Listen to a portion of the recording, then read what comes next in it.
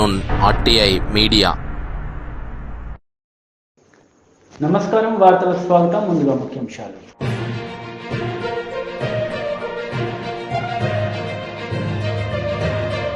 నేపథ్యంలో మహారాష్ట్ర కేంద్ర ప్రభుత్వాలపై సీఎం కేసీఆర్ సీరియస్.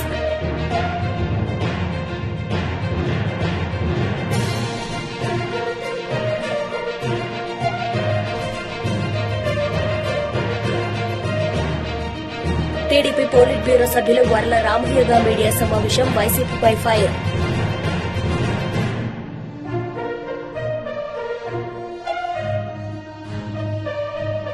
కర్ణాటక పర్యటనలో భాగంగా ప్రధాని నరేంద్ర మోడీ నూతనంగా నిర్మించిన మెట్రో లైన్లను ప్రారంభించారు. వైట్ షీల్డ్ నుంచి కేఆర్ పురం వరకు నిర్మించిన 13.71 కిలోమీటర్ల మెట్రో లైన్ను 4,250 కోట్ల రూపాయలతో దీన్ని నిర్మించారు. కర్ణాటక ముఖ్యమంత్రి బసవరాజ్ బొమ్మాయితో కలిసి ప్రధాని ప్రారంభించారు. ఈ సందర్భంగా ఏర్పాటు చేసిన ఫోటో ఎగ్జిబిషన్ ను తిలకించారు. तो आप समझ सकते हैं कि ये कितनी बड़ी सौगात है। और दूसरा, अगर हम शैला देखें कि जिस तरीके से यहाँ पर लगातार मेट्रो का जो जाल है बिछाया जा रहा है, सरकार की एक योजना है कि 2031 तक 317 किलोमीटर मेट्रो का जो नेटवर्क है वो इस पूरी सिटी के अंदर बिछा दिया जाएगा। तो पूरी सिटी जो आज जाम की समस्या से जूझती है, जहां लोगों को घंटों जाम में बिताना पड़ता है, तो वो समस्या हमेशा के लिए दूर हो जाएगी। और इस समय प्रधानमंत्री खुद मेट्रो जो ट्रेन है, जो नई मेट्रो ट्रेन, और ये देखिए नीरज, ये तस्वीरें जब प्रधानमंत्री टिकट खरीदते हुए मेट्रो स्टेशन पर, बड़ी सुखद होती हैं तस्वीरें जब हम देखते हैं कि हमारे देश के प्रधानमंत्री जो पब्लिक यातायात के जो साधन हैं उनमें सफर कर रहे हैं, मेट्रो ट्रेन में सफर करते हुए कई बार हमने उनकी तस्वीरें देखी हैं और आज फिर बड़ा सुखद अनुभूति देती हैं। देखिए, बिल्कुल अनुभूति देती हैं। एक आम आदमी की तरह प्रधानमंत्री सफर करते हैं। एक आम आदमी जैसे मेट्रो में जाता है, उसे सबसे पहले टिकट लेनी होती है, उसके बाद तमाम जो प्रोटोकॉल है जो उनको फॉलो करना होता है, उसी के बाद वो मेट्रो में सफर कर सकता है। उसी तरीके से प्रधानमंत्री जाते हैं और यही कारण है, आपने देखा भी होगा कि सबसे पहले जब प्रधानमंत्री यहाँ पहुंचे तो उन्होंने मेट्रो की टिकट ली। और मैं आपको बता दूं कि ये जो लाइन स्टार्ट हुई है मेट्रो की, यहाँ पर व्हाट्सएप से भी आप टिकट ले सकते हैं। इस तरह की कह सकते हैं कि देश में पहली ये मेट्रो ट्रेन है, अत्याधुनिक सुविधाओं से ये लैस है।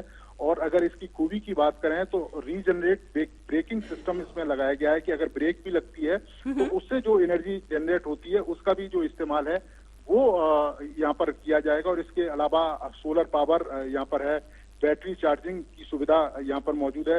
इसके यानी कि हम कह सकते हैं ये हाइब्रिड ट्रेन है। देखिए, बिल्कुल कह सकते हैं। और इसके साथ साथ अगर आप देखें तो रेन वाटर हार्वेस्टिंग की सुविधा भी इस जो ट्रैक है जहाँ पर बनाया गया है वहाँ पर मौजूद है। और 132 जो लाख लीटर है हर साल जो पानी है उसको जनरेट कर सकते हैं, उसको इकट्ठा कर सकते हैं। और इसके साथ साथ ही अगर देखें तो जिस तरीके से वातावरण का भी ध्यान रखा गया है और 68,000 से ज्यादा जो पेड़ हैं वो शैला लगाए गए हैं, तो आप समझ सकते हैं कि किस तरीके से ग्रीनरी है उसको भी प्रमोट किया गया है और जो वातावरण है उसका भी ध्यान रखा गया है। तमाम तरह की जो सुविधाएं हैं उससे सुसज्जित है। और खासतौर से अगर हम देखें इस मेट्रो का जो लोगो जिस तरीके से डिजाइन किया गया है, तो इस लोगो में अगर आप जो डॉट आपको 5 दिखाई दे रही है तो वो पूरा का पूरा बेंगलुरु शहर है उसको दर्शाता है। एक रंगोली की तरह उस लोगो को बनाया गया है और बेंगलुरु का उत्तर, पूर्व, पश्चिम और दक्षिणी और मध्य हिस्सा उसमें दिखाया गया। और उसके साथ साथ वो ग्रीन और पर्पल कलर से बनाया गया है, जिसमें ग्रीन एनर्जी कह सकते हैं कि ग्रीन एनवायरनमेंट का प्रतीक है और पर्पल टेक्नोलॉजी का प्रतीक है। तो इस तरीके से इस पूरी मेट्रो की जो लाइन है उसको बिछाया गया है ताकि वातावरण का भी ध्यान रखा जाए, एनर्जी का भी ध्यान रखा जाए और लोगों की सुविधा है उसका भी ध्यान रखा जाए। शैला, बिल्कुल। अच्छा, आपसे ये भी जानना चाहेंगे कि ये मेट्रो लाइन कौन कौन से ऐसे एरियाज हैं जहां पर जिनके यात्रियों के यातायात को ये आसान बनाएगी, कौन कौन से एरियाज को ये कनेक्ट कर रही है? देखिए, ये अगर हम देखें तो व्हाइट फील्ड एरिया है जो जिसे आईटी हब कहते हैं। और व्हाइट फील्ड से जब आप बेंगलुरु शहर की तरफ जाते हैं तो केआर पुरम जो इसका जो लास्ट मेट्रो स्टेशन है और वहां से एक तरीके से हम कह सकते हैं कि पूरा जो शहर है उसकी शुरुआत होती है, तो वहां से ये सीधा कनेक्ट कर रही है। और 13 किलोमीटर से ज्यादा का ये सफर है और इस सफर को तय करने में जो लोग हैं उनको पहले 2 से ढाई घंटे की दूरी लगती थी, क्योंकि इतना ज्यादा जाम रहता था इस पूरे इलाके में, क्योंकि हैवी ट्रैफिक था और बड़े पैमाने पर आईटी कंपनियां थी, उनके कर्मचारी थे, बहुत सारे ऑफिसेस यहाँ पर मौजूद थे। तो उस वजह से जो लोग हैं उनको तमाम दिक्कतें होती थी और समय पर ऑफिस पहुंचने में भी उन्हें परेशानियां होती थी। लेकिन अब उनकी ये जो परेशानियां हैं वो दूर हो जाएंगी और कह सकते हैं कि एक बड़ी सौगात है मेट्रो इन लोगों के लिए। जब हमने लोगों से बात भी की थी, उनका कहना है कि हमारा एक बड़ा हिस्सा पूरे दिन का सम्मान निधि मिलती है और 4,000 रुपए ऐड करती है कर्नाटक सरकार। तो इस तरीके से जो डबल इंजन का जो फायदा है वो सीधे सीधे आम जो लोग हैं उनको मिलता है। और ये जो मेट्रो ट्रेन है वो कहीं ना कहीं बताती है कि जो तकनीक है और जो इंफ्रास्ट्रक्चर है उस पर आने वाले समय में और भी तेजी के साथ विकास किया जाएगा। और आपने देखा भी था कि एक टारगेट भी है कि 2031 तक 300 किलोमीटर से ज्यादा का मेट्रो का जो ट्रैक है वो बिछा लिया जाएगा। बिल्कुल, और जब यातायात को रफ्तार मिलेगी तो विकास की गति को और ज्यादा रफ्तार मिलेगी। और प्रधानमंत्री नरेंद्र मोदी ने जिस तरह से आपने कहा कि व्हाट्सएप के जरिए भी आप अपना टिकट बुक कर सकते हैं, और प्रधानमंत्री नरेंद्र मोदी का तो हमेशा से जोर है डिजिटल इंडिया पर और डिजिटलाइज करने के लिए, चीजों को आसान और सुगम बनाने के लिए वो लगातार प्रयास कर रहे हैं। उन्होंने कहा भी है कि आजादी के अमृत महोत्सव पर देश ने विकसित होने का संकल्प लिया है।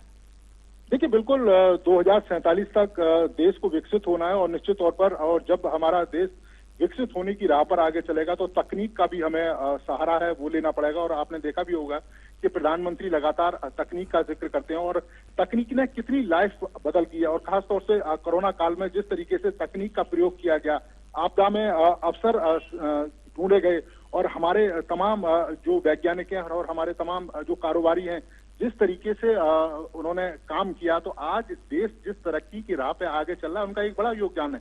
इसके अलावा तकनीक का एक बड़ा योगदान है। जिस तरीके से डिजिटल इंडिया प्रधानमंत्री ने लोगों के सामने रखा और जिस तरीके से लोगों ने उसका स्वागत किया, तो कहीं ना कहीं बताता है कि जो तकनीक है आने वाले समय में एक बड़ा जो रोल है वो प्ले करेगी। आपने देखा भी होगा कि किस तरीके से जो जनधन खाते खोले गए और जो केंद्र सरकार की तमाम योजनाओं का पैसा वो सीधा डायरेक्ट उन तक जाता है और बिना किसी मिडिल मैन के थ्रू। पहले इस तरह की जो सुविधा है वो लोगों के पास नहीं थी।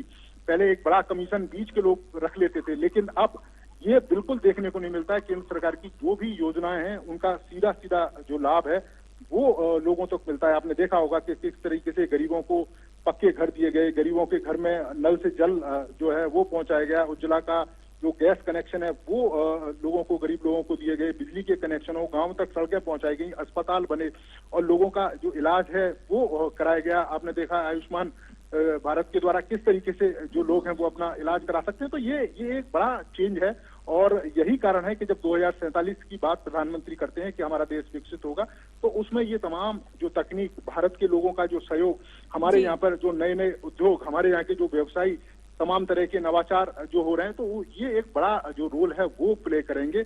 और निश्चित तौर पर जिस तेजी के साथ हमारा देश चल रहा है, 2047 तक हम इसे अब विकसित देश देखेंगे। बिल्कुल, 2047 तक विकसित देश हम इसे देखेंगे।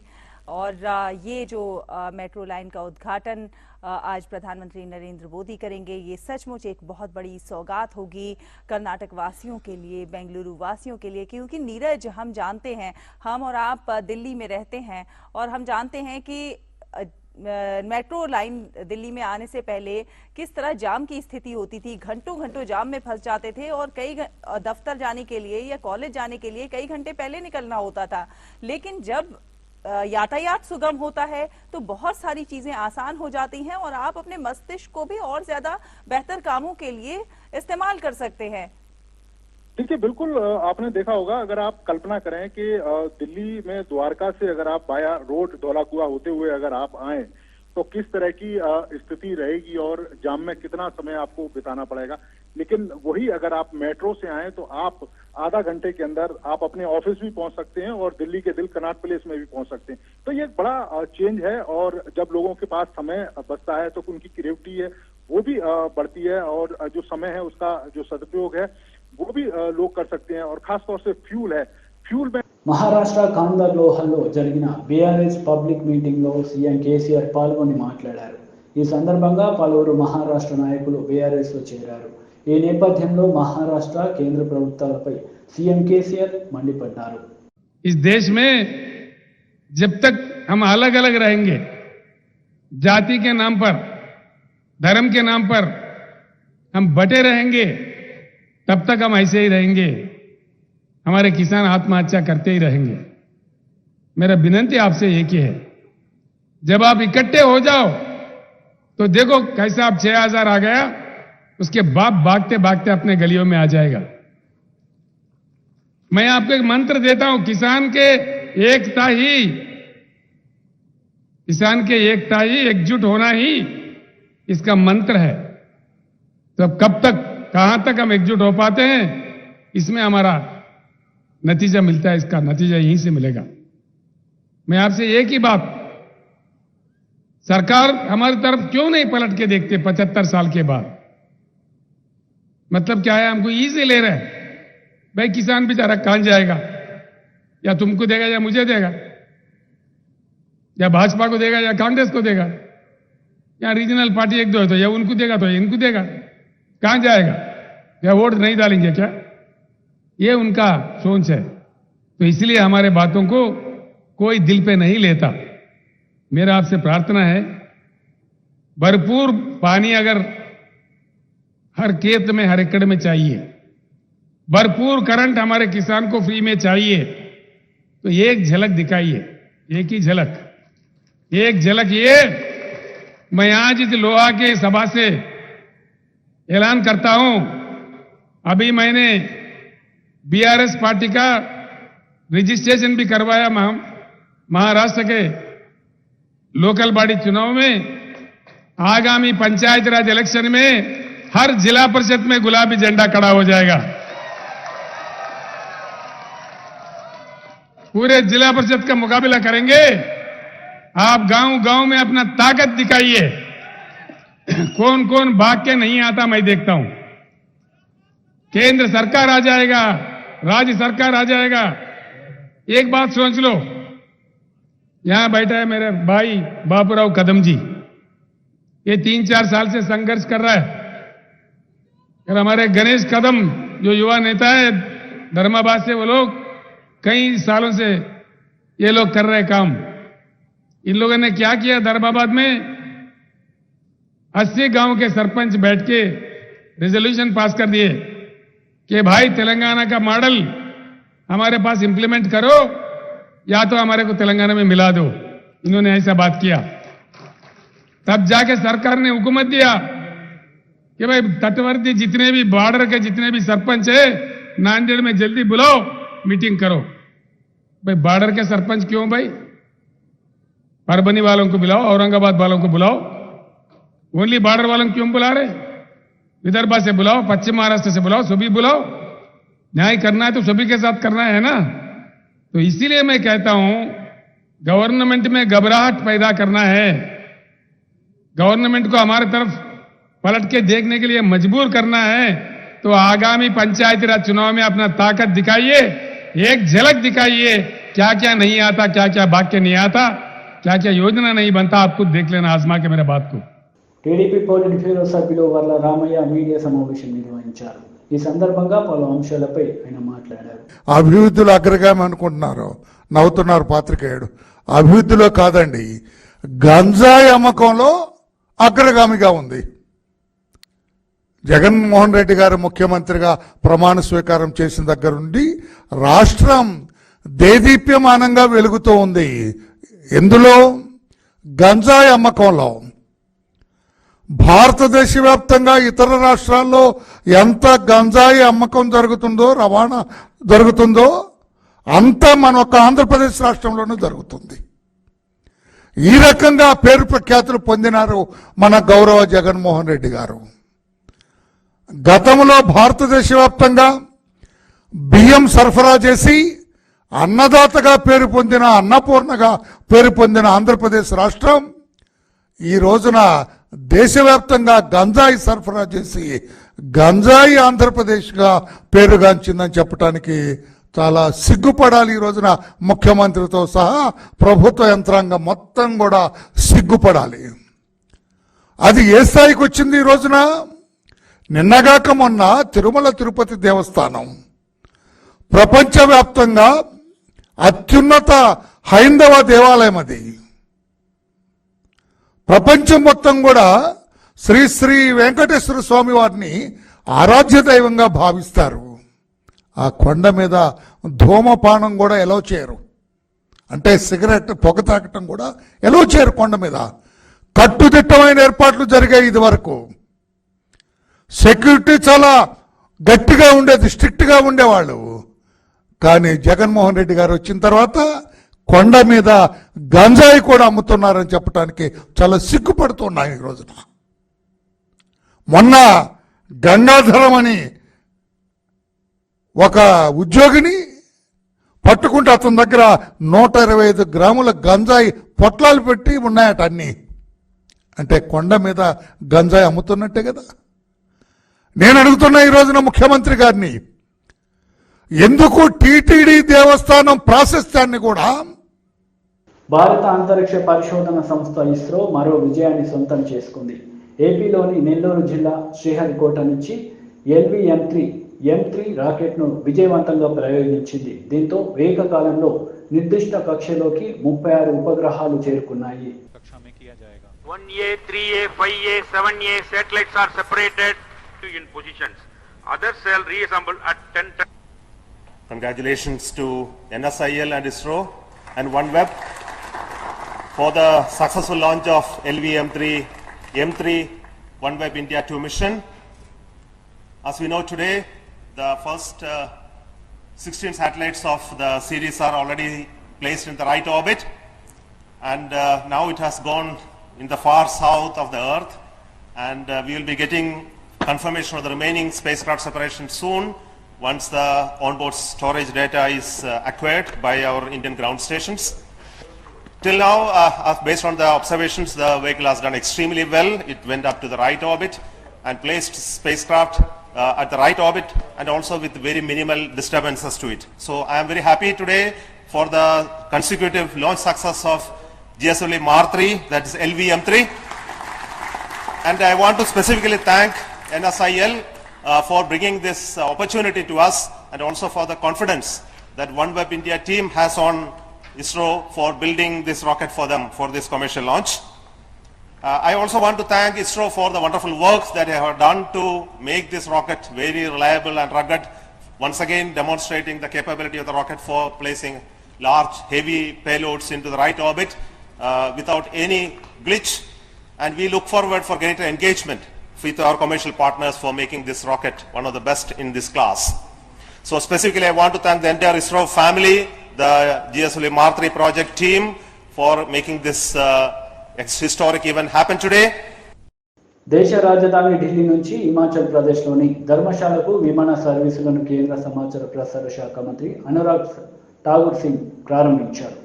కేంద్ర పౌర విమానయాన శాఖ మంత్రి జ్యోతిరాదిత్య సింధియా వర్చువల్గా ఈ కార్యక్రమంలో పాల్గొన్నారు.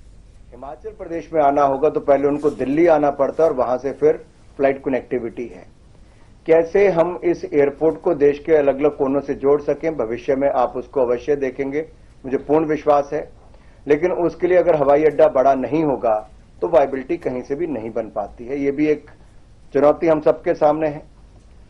आज भारत दुनिया का तीसरी सबसे बड़ी सिविल एविएशन की मार्केट बनी है, जिसके लिए मैं आपको और आदरणीय मोदी जी को और उनकी सरकार को बहुत बहुत बधाई देता हूं. ये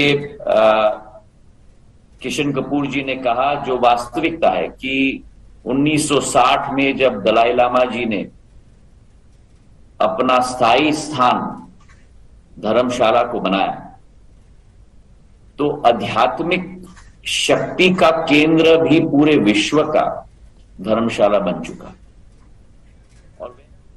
వార్తలు ముగించే ముందు ముఖ్యాంశాలు మరోసారి.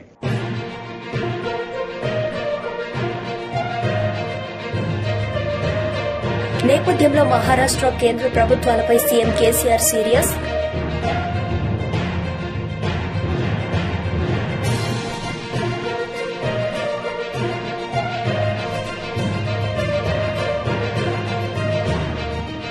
టీడీపీ పోలిట్ బ్యూరో సభ్యులు వర్ల రామయ్యగా మీడియా సమావేశం వైసీపీపై ఫైర్.